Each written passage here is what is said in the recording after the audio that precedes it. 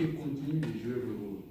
Donc pour être positif, je me dis les conditions aujourd'hui sont réunies parce que si vous lisez l'accord d'Alger, pour ceux qui ont eu l'avantage de lire, l'ossature, c'est la restitution du pouvoir aux collectivités, gérer les collectivités, gérer les affaires publiques à la base.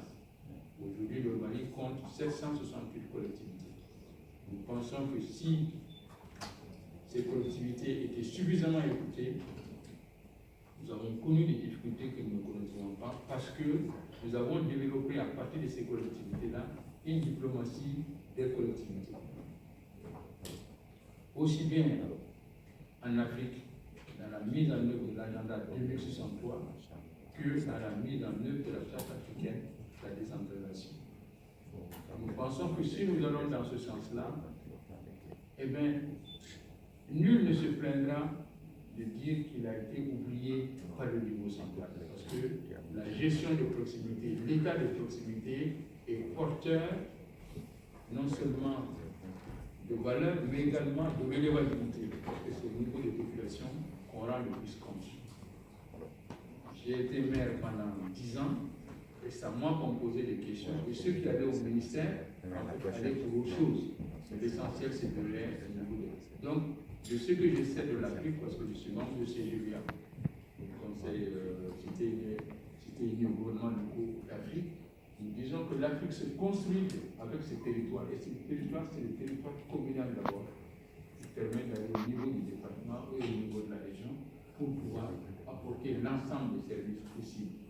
Donc c'est là que les conflits peuvent se gérer, les conflits d'intérêts, que ce soit des conflits fonciers, que ce soit des conflits d'ordre économique, des conflits d'ordre institutionnel, ça c'est au niveau des territoires que ça peut se régler. Donc la construction de la paix, et c'est là également que nous pouvons appréhender courageusement le problème des migrations.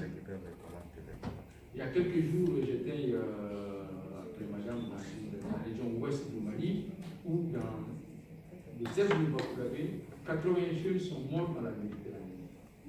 Je leur ai dit, écoutez, vous êtes le long du fleuve Sénégal ici, vous avez toutes les mines du Mali dans cette zone-là. Qu'est-ce qui vous manque? C'est la réflexion de vous asseoir et de dire, jeunes gens, vous n'allez plus mourir dans la Méditerranée. Question de trouver des solutions localement ici. Il y a les terres, il y a l'eau, il y a les mines, il y a la possibilité de faire quelque chose. Merci. Merci, Monsieur le Président. La question essentielle, c'est comment construire des projets de coopération qui dynamisent la paix et la sécurité. C'est ce qu'il vient de dire, mais je pense que M. Bertrand Gallet, qui est président d'Acted, peut rebondir dans ce domaine avec 3 minutes. Merci, Monsieur le Président. Oui, je préside Acted, qui est la deuxième ONG humanitaire française, qui est très impliquée en Afrique. Pendant très longtemps, très souvent avec Boubacar Ba, j'ai dirigé Cité Unie France, qui s'occupait de l'action internationale des collectivités françaises, qui sont les premières collectivités européennes à travailler avec les villes africaines en très grand nombre, surtout avec l'Afrique de l'Ouest.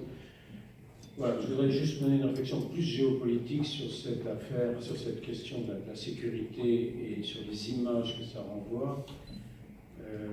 Parmi toutes les représentations négatives de l'Afrique, l'idée que c'est un pays en perpétuel conflit, incapable de trouver la paix, tout ça s'ajoutant au sida, à la famine, à toutes les difficultés africaines, donne une image très émotionnelle et très négative. Je crois qu'il faut garder raison et voir un peu objectivement de quoi il s'agit. Alors bien entendu, on ne peut pas dire que l'Afrique est une oasis de paix dans son ensemble.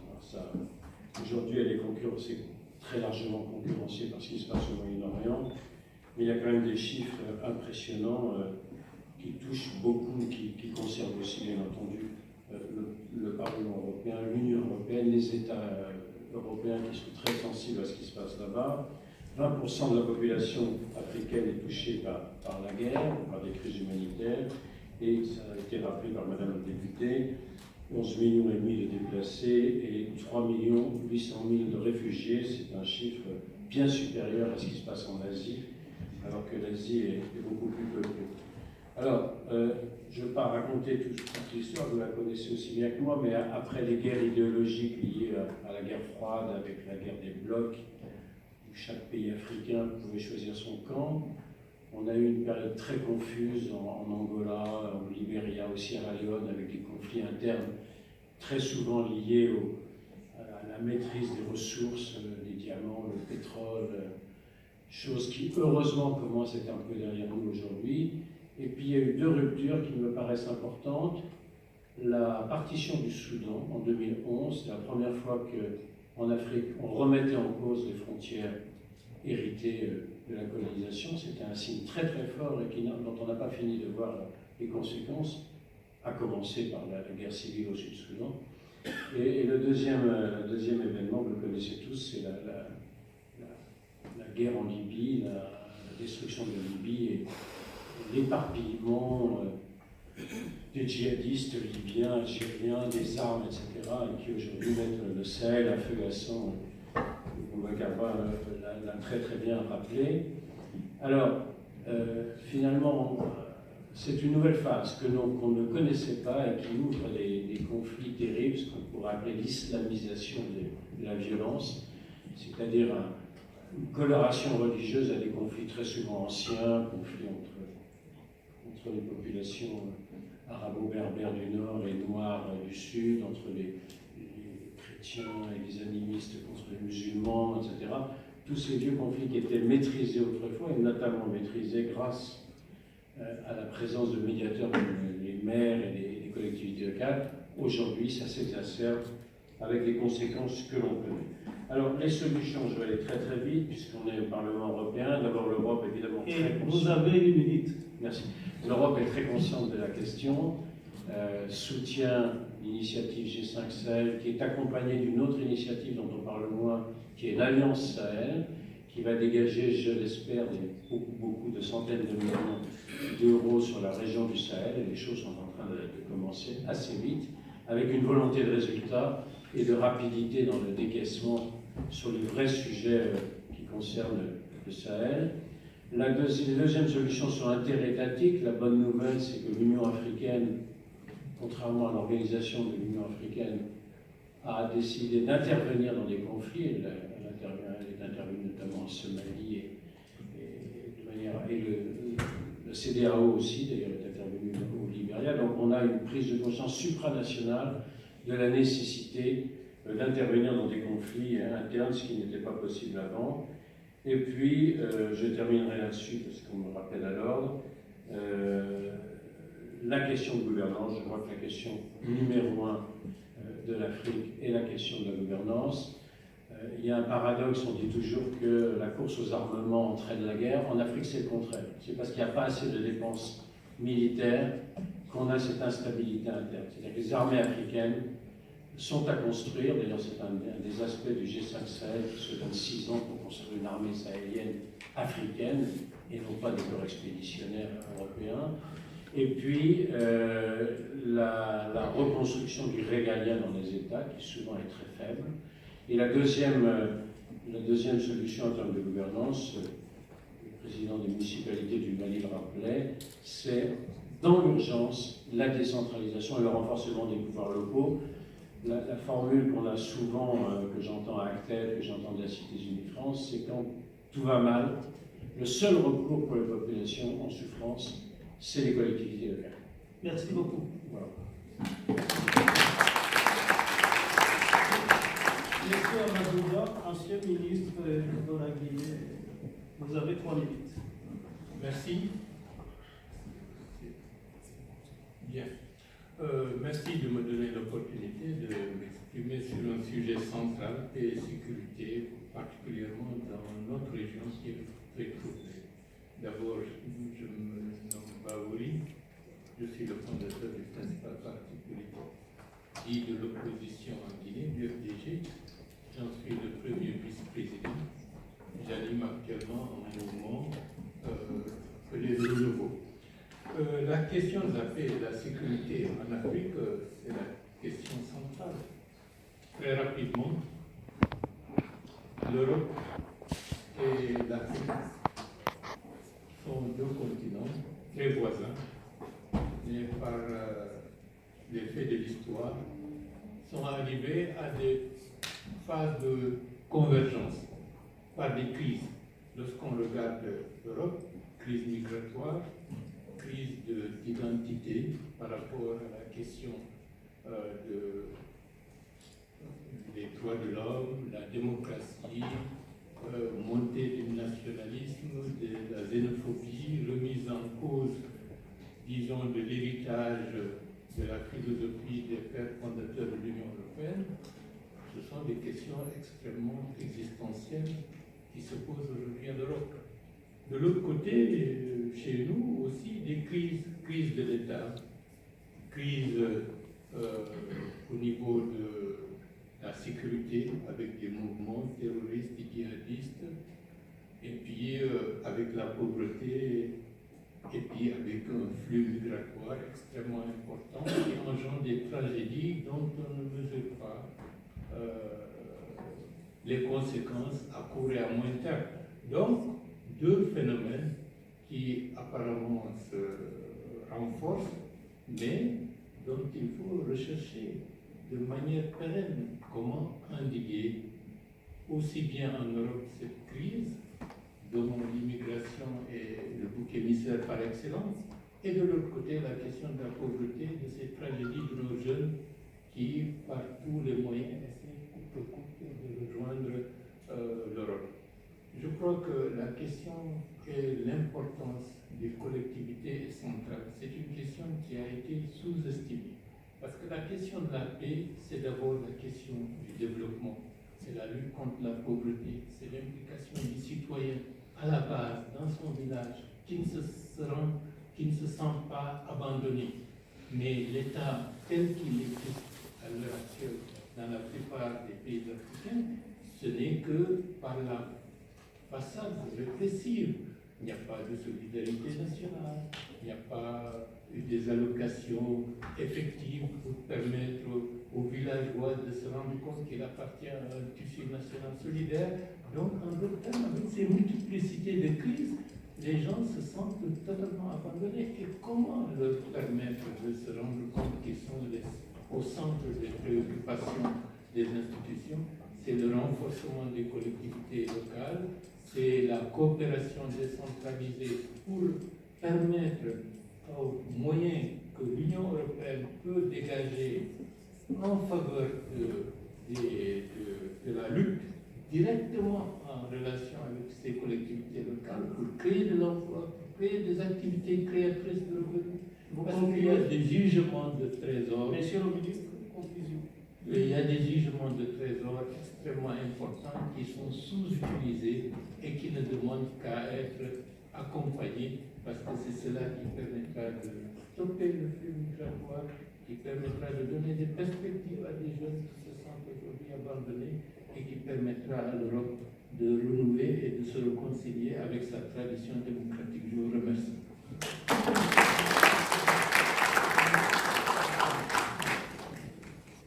Monsieur Sidi Bayo, président du Conseil national de transition de Gambie, vous avez 2 minutes. Il me semblait que j'étais sur le panel suivant. D'accord. Moi, je me présente déjà. Je me présente, Sidi Abayo, président du Conseil national de transition pour la Gambie. J'avais créé ce mouvement en 2012 pour anticiper ce qui se passe actuellement dans mon pays. Je pense que vous avez suivi la manière dont Yahya Jammeh a quitté le pouvoir il y a quasiment 2 ans maintenant. Aujourd'hui, j'ai entendu beaucoup de choses avec des doyens de la politique africaine. C'est un honneur pour moi d'être parmi eux. Je voulais les remercier.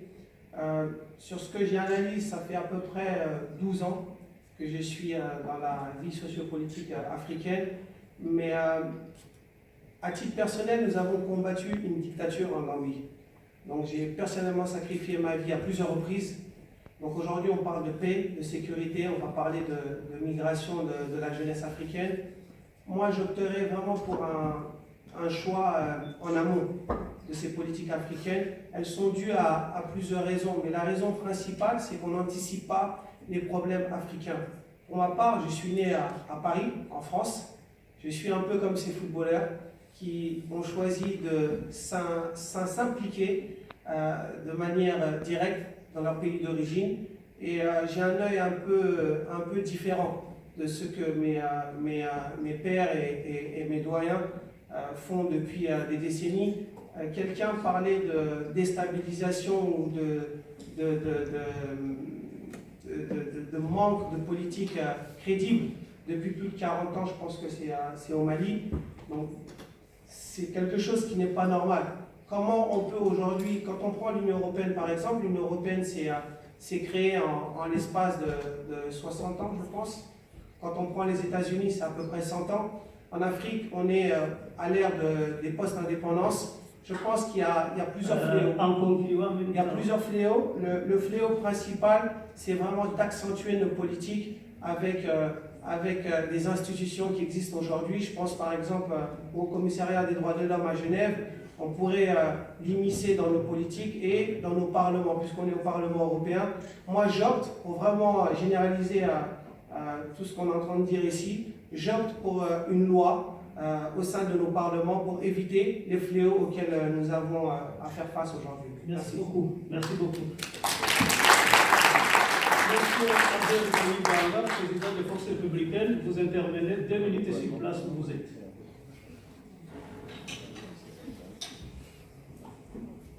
Je vous remercie de me donner cette opportunité de prendre la parole dans ce lieu. Merci à Camille et à ses équipes de CBS Business Social.